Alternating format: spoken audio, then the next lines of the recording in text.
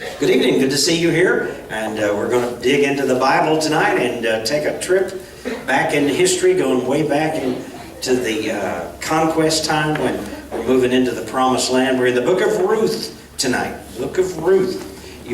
Some of you may wonder, what are you doing? How are you getting to all these different books? And I want to remind you that we're tracking redemption.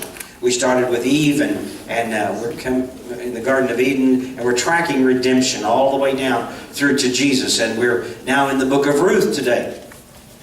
Let me start by asking you, saying to you that what is wrong when it seems like everything you're doing is right? You've got your best intention. You're doing the best you can to live right, to do right, to be right. And still yet, things get messed up in your life. What is the deal on that? Why does it work that way? Is that God's fault? Is it your fault? Is it the world's fault? Is it the government? I don't know. Whose fault is it?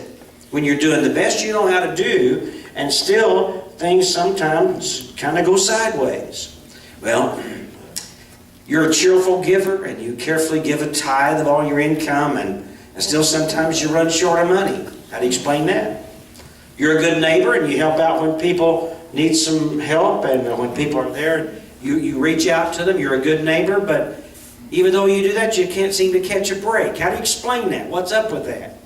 Well, I wish I don't have all the answers tonight, but we're going to deal in a story tonight where those sorts of things seem to be happening. And while all this is happening on the outside, if you look behind the scenes, we see that God is in control. He's working. He's bringing about good. He's bringing about a long-term plan that He has in mind. And quite honestly, most of us are too short-term thinkers. We're too short-term visionaries. We don't see the long journey and what's happening.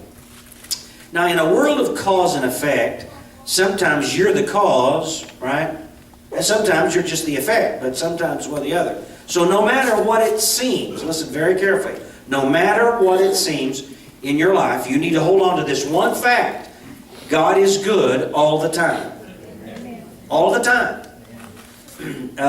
He's working all things together for good to them that love the Lord.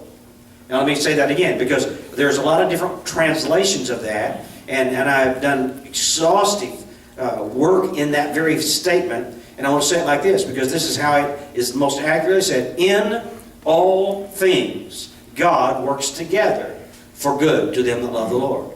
So He's at work in all things. In your good times, in your bad times, your ups, your downs, He is there, He is working, He's good all the time. Now, is it okay to question God's goodness?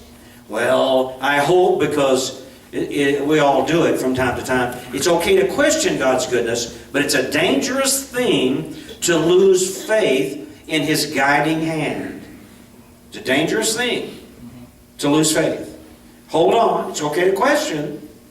Just don't give up on Him.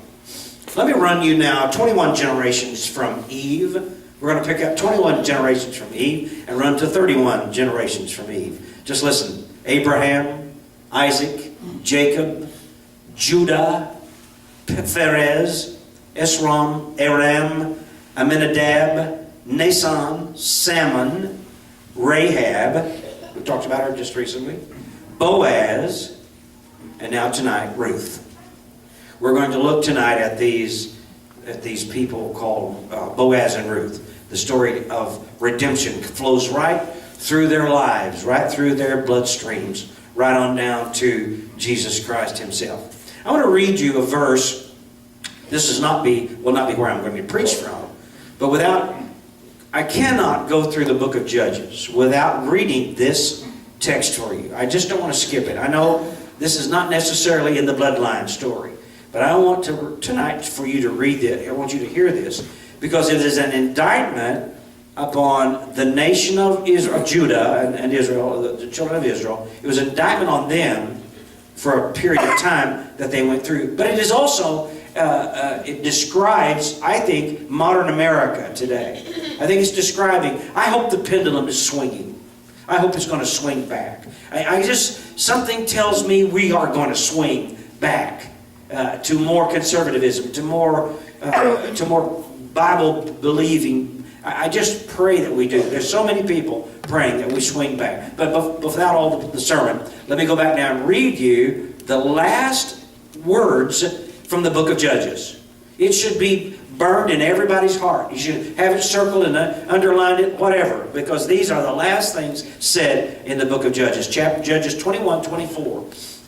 The sons of Israel departed from there at that time, every man to his tribe and family, and each one of them went out from there to his inheritance. Now, without going further, in other words, they had been fighting battles, they got together, they went and they fought, they helped each other out, and then they sort of had a peacetime. They'd done most of the battling, most of the wars were winding down, and so they all departed from the army and went back to their inheritance. So that's what they're saying. Then in verse 25, it says, in those days there was no king in Israel, and everyone did what seemed right in his own eyes.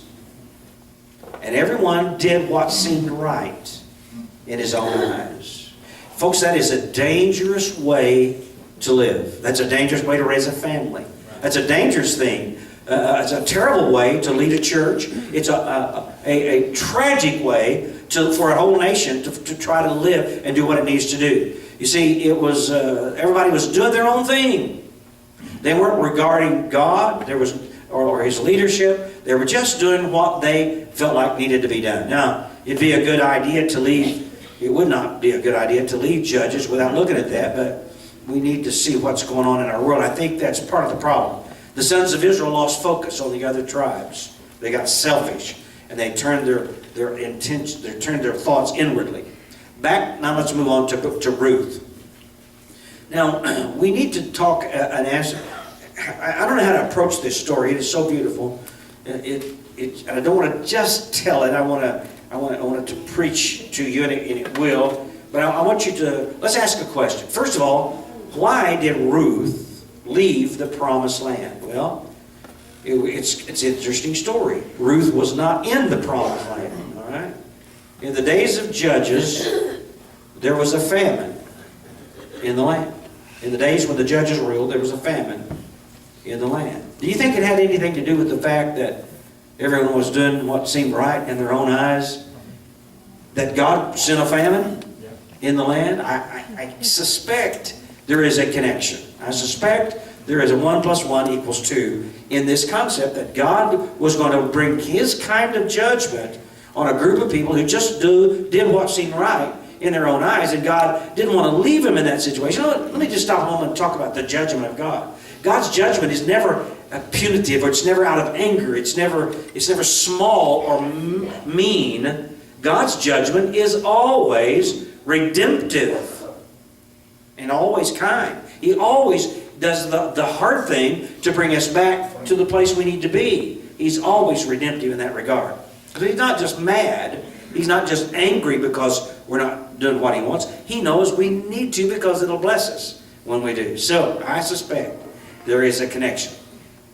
I think there's a spiritual law in play that impacts any nation here, and that is when you abandon the rules and the laws that God has given us, you can expect a famine. Let me say it like that. When you abandon God, in your schools, in your government, in your churches, in your homes, in your communities, you can expect a famine. Now, what kind of famine? I don't know about that. It could be literal. It could be physical famine. It could be you figure that out. But it could also be a spiritual decline, a withering of soul, where that we are no longer interested in the things of God. It could be something like that. So we're going to meet now a descendant of Judah. Those of you who have been tracking this bloodline with me have realized that we've got to follow Judah, because once we get to Judah, we know that Jesus is the lion of the tribe of Judah. We know that when David is a Judahite, and so we're going to have to track these people in Judah. So a man from Bethlehem in Judah, in the second part of verse 1, So a man from Bethlehem in Judah, together with his wife and 2 sons, went to live for a while in the country of Moab. All right, here we go. We're in Bethlehem. Good place for a person from Judah's tribe to be, in Bethlehem. Do you remember anything about the Christmas story? That they had to go back to Bethlehem because they were of the tribe of Judah. You with me? Is that any of that connecting now? All right, Bethlehem. It's sort of the central hub for the tribe of Judah. And there's a lot more we can talk about it, but let's leave it for that right now. Well, anyway, they go back to Moab. Now, the guy's name, who was the son or one of the tribe of Judah, was Elimelech. And the question I have wrestled with a little bit this week was, is Elimelech in God's will when he went to Moab, or was he out of God's will when he went to Moab? Well, that's a good question, and we could debate that for a long, long time, and I'm sure there's been a lot of good questions that came out of that, because even though maybe it wasn't God's will that they leave the promised land, Bethlehem, and go back to Moab, but boy, some great things came out of the trip to Moab. Are you with me? God was working in all things.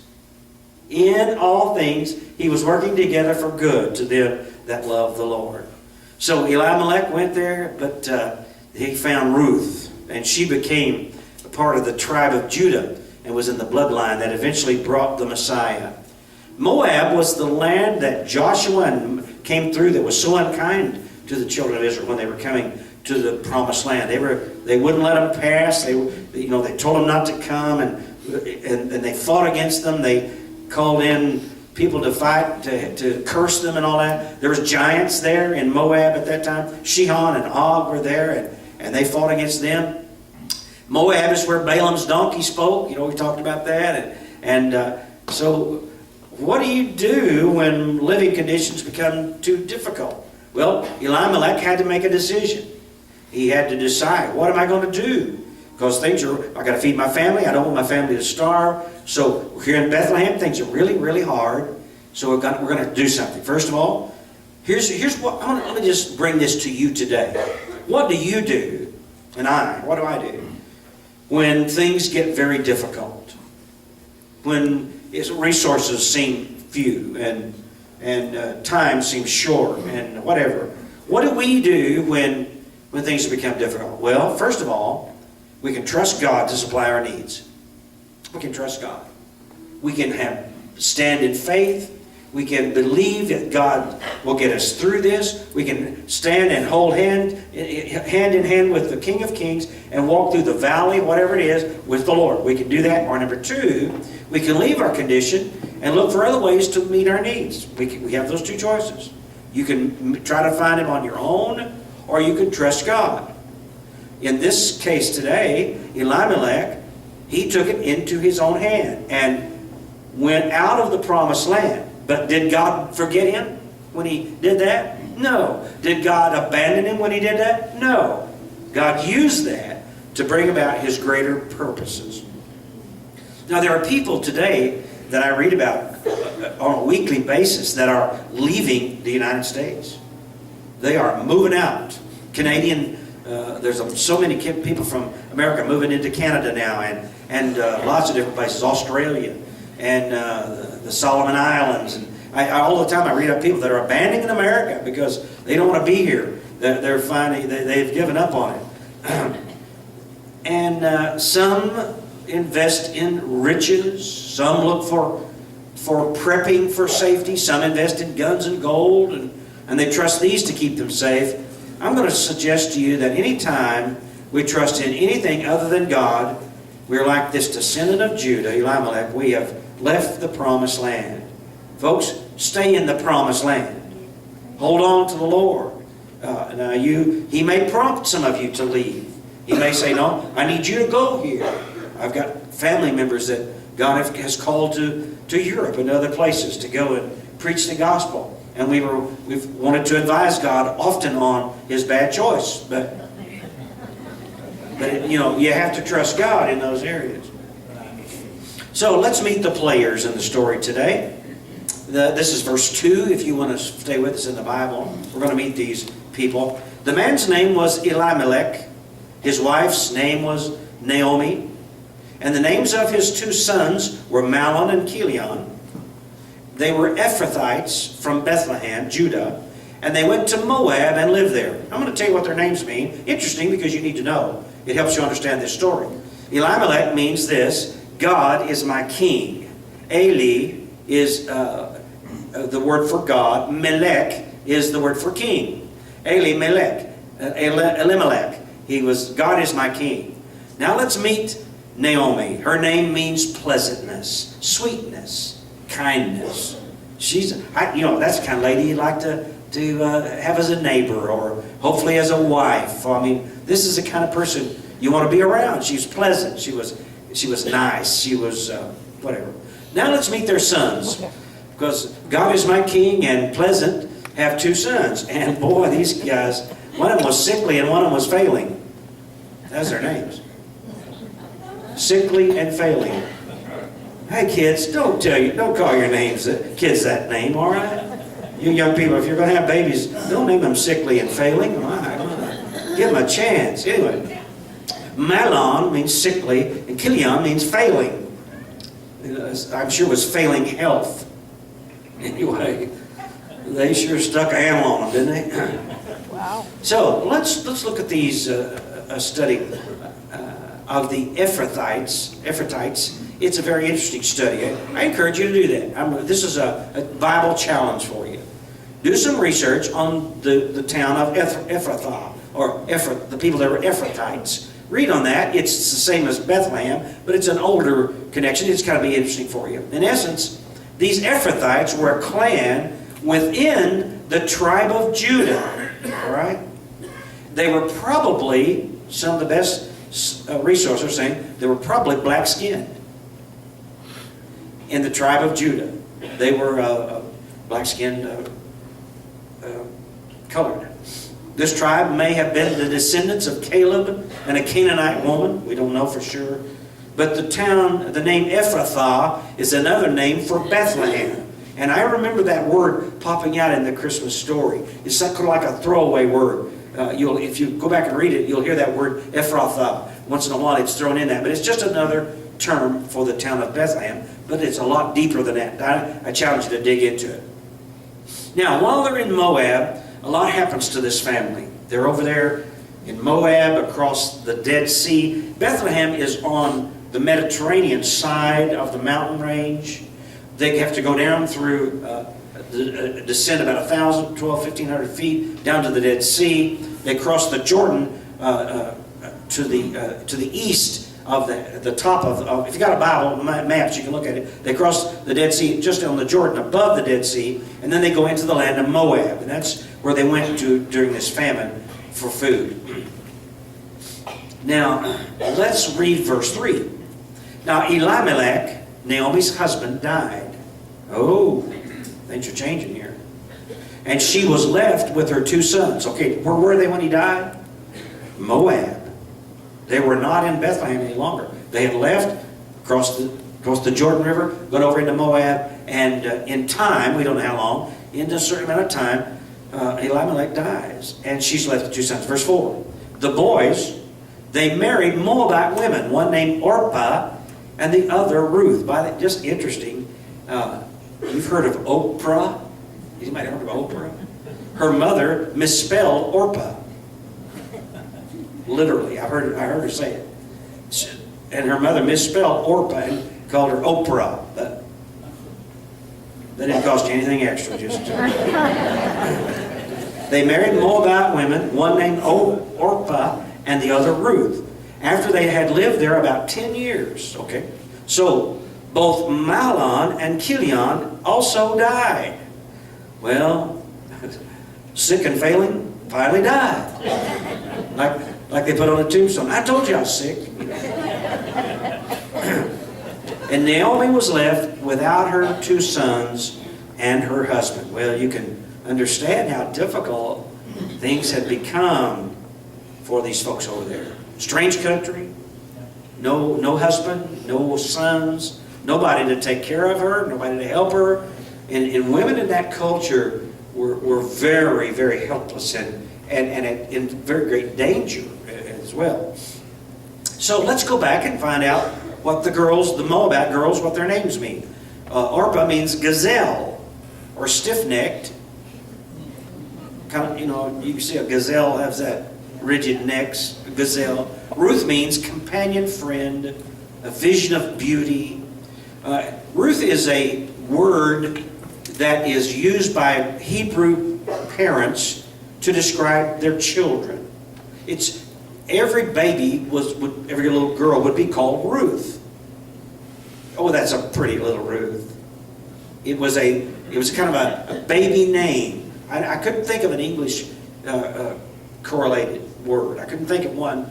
I could think of the word for the mom. We could say mom and daddy. We'd understand that that's a name for mom and daddy. So, but for a baby, the babies were called, oh, what a cute little Ruth. Okay, you get what I'm saying? So her name was Ruth, a very common name. Now let's go, and so I want to read you this. I wrote a little bit here. So, God is my king, Elimelech. I'm going to use their translated words now. So God is my king, dies and leaves pleasantness with sick and failing, who then marry Moabite women named Gazelle and Vision of Beauty. Okay, so now you know. In Moab, things could not have gone worse for Naomi. The boys die, and it's time to go to the promised land. It's time to go home. It's 10 years. She came over there with everything. Now she has nothing, and she says, let's go home. And we're not told why anybody died. We simply don't know. People die. They die. Did you know we're all going to die? Did you know that? The death rate in Missouri last year was 100%. Everybody, the last I've heard, there's not anybody that everybody's going to die. However, when you think about these guys' names, you kind of get an idea about their general health. They probably weren't very healthy. Verse 6. When Naomi heard in Moab that the Lord had come to the aid of his people by providing food for them, she and her daughters-in-law prepared to return home from there. With her 2 daughters-in-law, she left the place where they had been living and set out on the road that would take them back to the land of Judah. They were going to go home. They were going to go home that same road. They're going to go up east of the Dead Sea, cross the Jordan River, come back up and across the mountains and back into Bethlehem. That's where they were coming home. In the ancient world, information about food and water traveled fast. It was very important. They did not have the conveniences that we have today, and so food, where it was plentiful, was spoken of. Everybody talked about where the food was. So they heard it was there, so they headed back. They depended on that. For the weather was very important. So they left for Moab for food, and it was food that called them back, or at least that's what looks like on the surface. You and I know that it's deeper than that. The hand of the Lord was in this. Did God cause a famine so they'd go over there and find these girls and bring Ruth back? I don't think so. But I think in God's provision, in God's wisdom, He worked that out and saw that in all things He could work together for good to bring whatever. So here we go. So we're heading home empty and defeated. And now it's decision time for the Moabite girls. What are they going to do? They're going to go back now to Bethlehem? They're going to leave their culture, their Moabite culture, leave their moms and their dads and their cousins, their families, their homes, their farms that they were raised on. And now are they going to leave all that and go back with this woman that they only met sometime within the last 10 years? They're going to go back to a place they've never been, to people they don't know.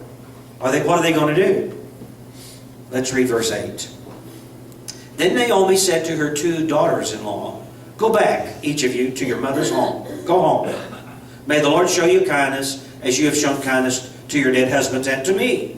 May the Lord grant that each of you will find rest in the home of another husband." Then she kissed them goodbye, and they wept aloud and said to her, "We will go back with you to your people." Okay, let's just jump down now to verse 11. Well, that's where we were. But Naomi said, "Return home, my daughters. Why would you come with me? Am I going to have any more sons? who could become your husbands. Return home, my daughters. I'm too old to have another husband. Even if I thought there was still hope for me, if I had a husband tonight, and then gave birth to sons, would you wait until they grew up, or would you remain unmarried for them? No, my daughters. It is more bitter for me than for you, because the Lord has turned against me. Now, the girls are hearing this story, and they're deciding what to do. Orpah decides to go home. Verse 14, that this they wept aloud again. Then Orpah kissed her mother-in-law goodbye, and Orpah will remain in Moab. And this is the last we ever hear of her. We know nothing about her from this point on. But Ruth is going to go with Naomi to the promised land. And now we're going to read one of the most familiar, beautiful passages in the entire Old Testament. We're going to read now what Ruth says to her mother-in-law, Naomi. This has been read at weddings for generations, for 1,000 years. It's been quoted. It's been said from lover to lover. This has been said so often. But let me read it. You'll know what I'm talking about. Verse 15. Look, said Naomi, your sister-in-law is going back to her people and her gods. Go back with her. But Ruth replied, don't urge me to leave you or to turn back from you. Where you go, I will go. Where you stay, I will stay. Your people, they'll be my people. And your God, my God. Where you die, I will die. And there I will be buried.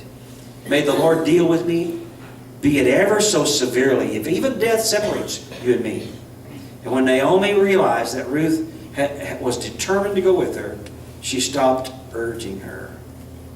I think in this statement, in this, what she said here, we see a character of Ruth that we hadn't seen before. We see a deepness, a commitment that was there that we didn't know about. She was a woman who had decided to stay with her mother-in-law and to accept her Lord, her mother-in-law's Lord, as her Lord.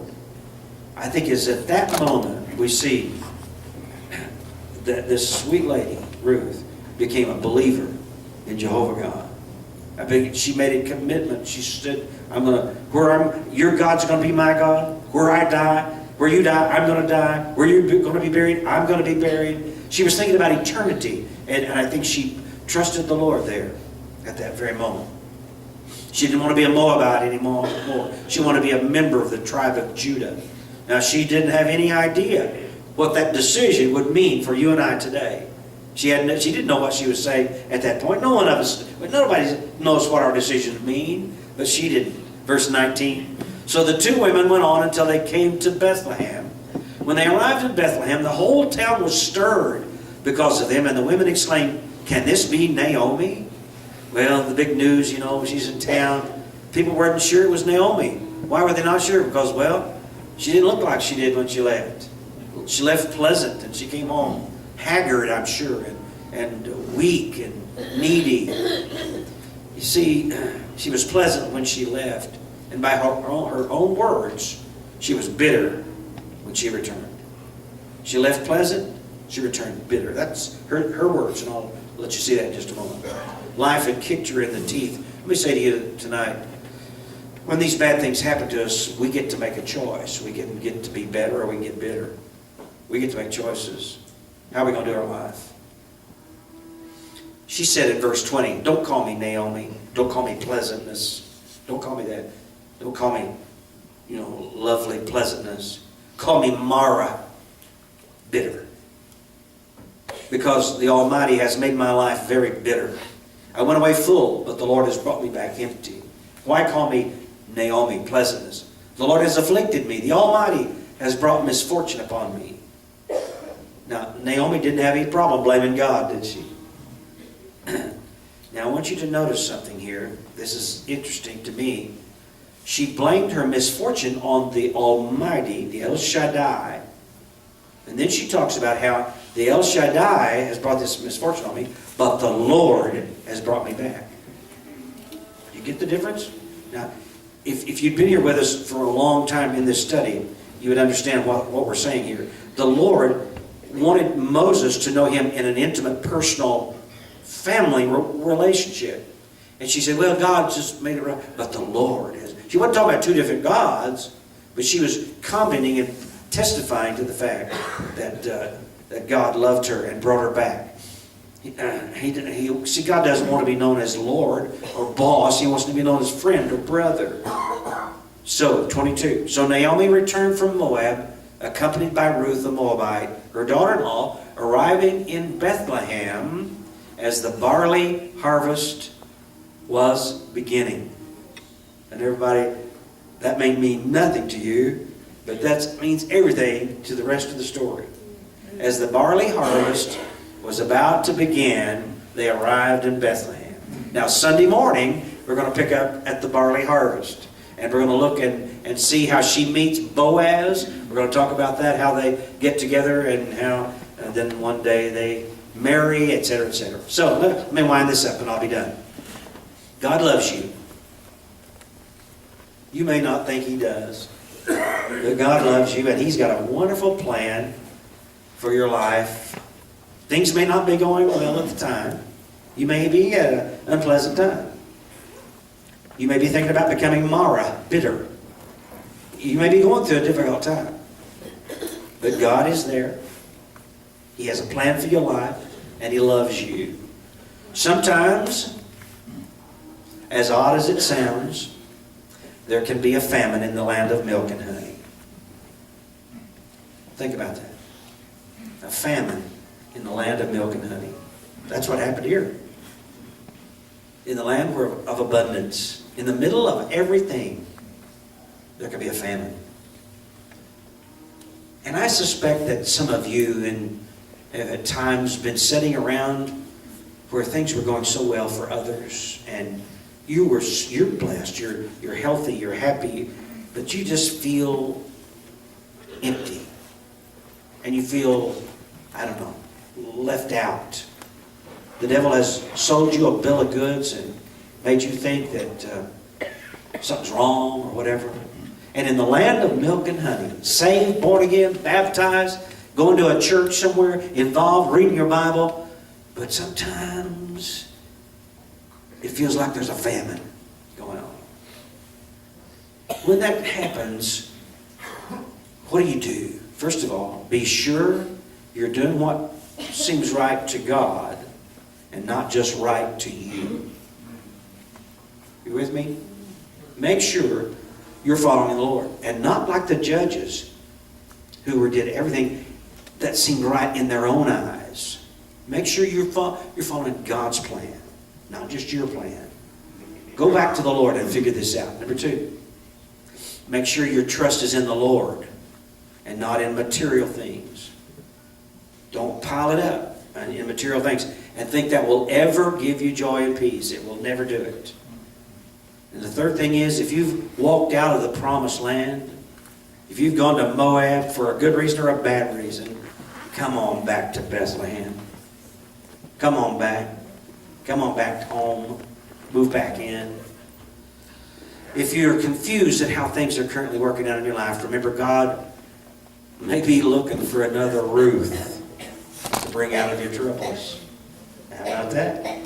Maybe some of you are struggling because a Ruth's going to tail you home and be a part of God's plan forever and ever. In good times or in bad times, how many times have I said that at weddings? In good times or in bad times, trust the Lord. Trust Him, because you don't know what He's doing.